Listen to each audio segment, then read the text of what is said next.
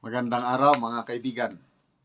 Pag-usapan natin ngayon ang isang viral video kumakalat sa social media. Ako, napanood ko na mismo. Isang Addictus Benedictus na tumitira ng pulburon. Kaya gusto ko lang i-advertise na meron tayong stock ng dark chocolate or tablia, cacao, sikwate. Pwede kayong mag-order dito sa number na ito, 0916-9000-997. Limited po ang stock, kaya first come, first serve basis ang pag-order. At hindi po ako nagne-negosyo nito.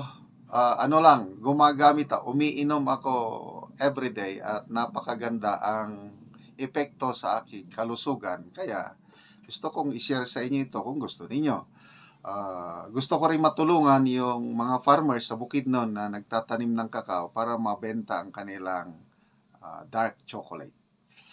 Okay, so kanina si Sas Sasot nag-post siya. Sabi niya, I just saw another video, FB, isang addictos openly taking pulburon. Sabi niya, nakakaloka. So yan, na-vlog ko na. Ngayon, napanood ko na talaga napanood ko na lumabas sa Facebook Reel. Nako, klarong-klaro. In broad daylight. Grabe, nakakapanindig balahibo. Wala nang pakundangan, wala nang takot ang mga taong ganito na gumagamit. Hindi katulad ni I don't know kung ito nasa Facebook Reel, post ito ni Boss J. Okay? Dami nang nakapanood. Gusto ko, ayan nandun yung tao, nakayuko, video, actual talagang humihit-hit.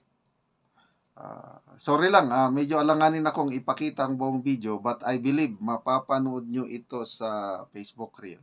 Iparinig ko lang yung sound. Ang YouTube, napakataas ang community standard niya. Baka ma-penalize tayo kung ipakita ko ito dahil hindi magandang pangitain, hindi magandang So, i-play ko ang video, kaya lang hindi ko ipakita yung actual nga pag-hit-hit. Dahil by makapanood na bata. Yung sound, mapapanood ninyo. Essence ng otab. Ganon. Uy, what a smoke. Pagka-smoke, inabot niya yung bopel.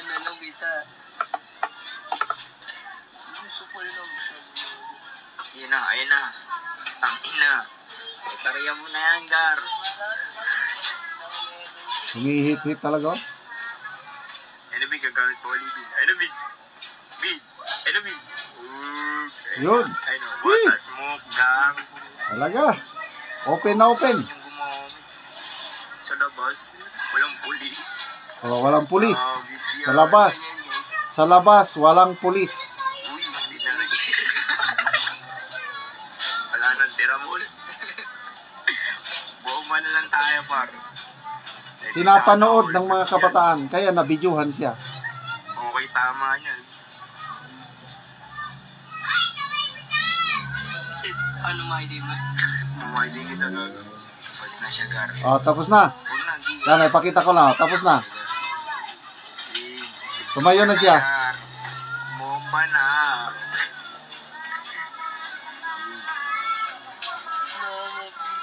Ayun na, isa pa nga tao. Oo, umulit. Uy. Kala ko tapos na. Meron na naman. Baliktad na. Natira. Pinapakitin nila. Nana. Bus ng pandira. Tapos ka na uli, basura. Ayan, umalis na. Umalis na siya. May alis.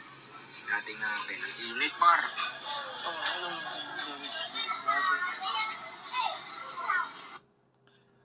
Ulitin ko, viral na ito sa social media. Alam niyo yung mga ganyan?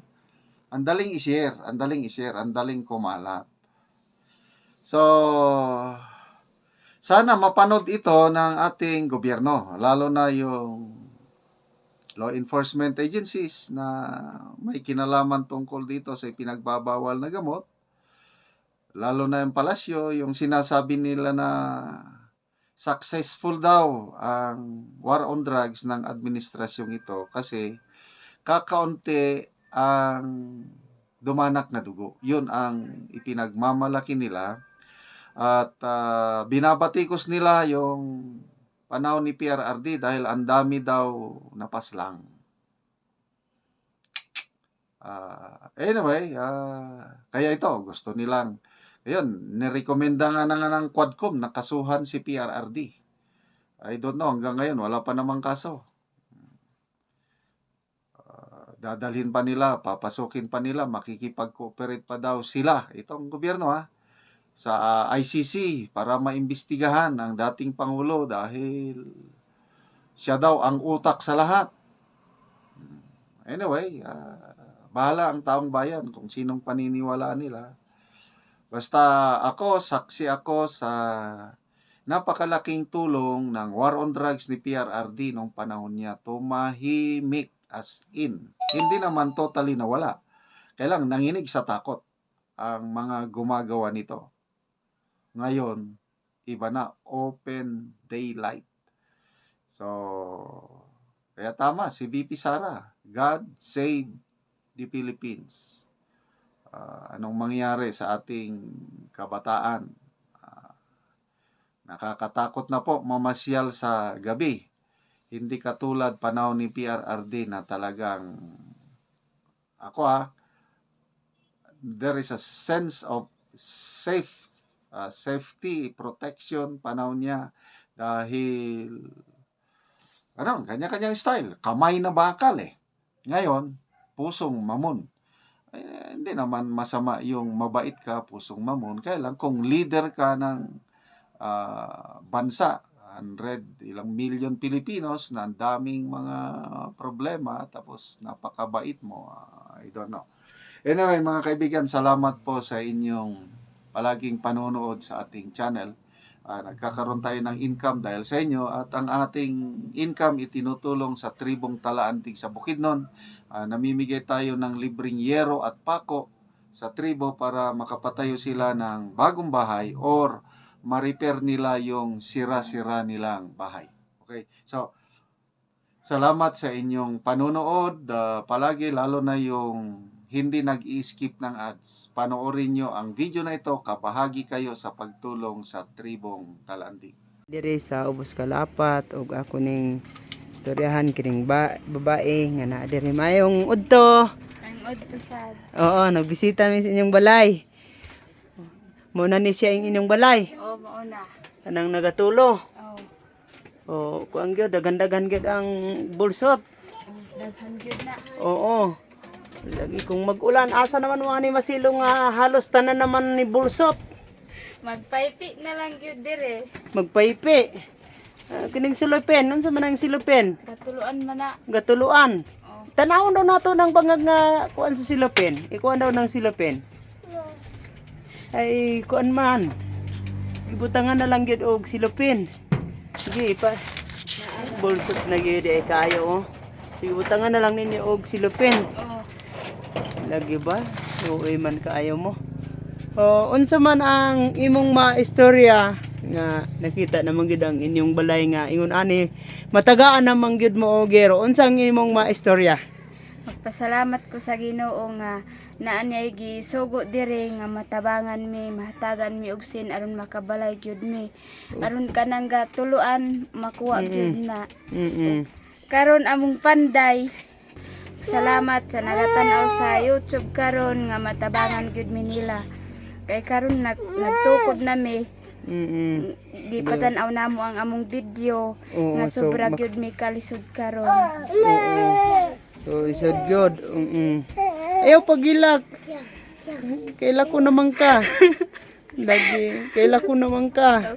Tungod man gud karon sa kalisod ikatawa na lang kay umaabot naman sad karon ang among sen nga ilang gihatag diri sa amoa. Oo. Dako gyud among pasalamat karon kung makaabot gyud ang among Oo. sen. Oo, kay gikuha naman si mong bana ang sen karon. Oh. Oo, so kuan na gyud makakuha na mo. So tanaw nato sa gawas ang kuan ninyo, gitukod na ninyo nga balay. Oh, sige, mag-adsan to. Oo, mo na ilang balay bolsot, so nagtukod na sila og bag-o nga balay. Okay, so mo na ni ang ilang gitukod nga balay.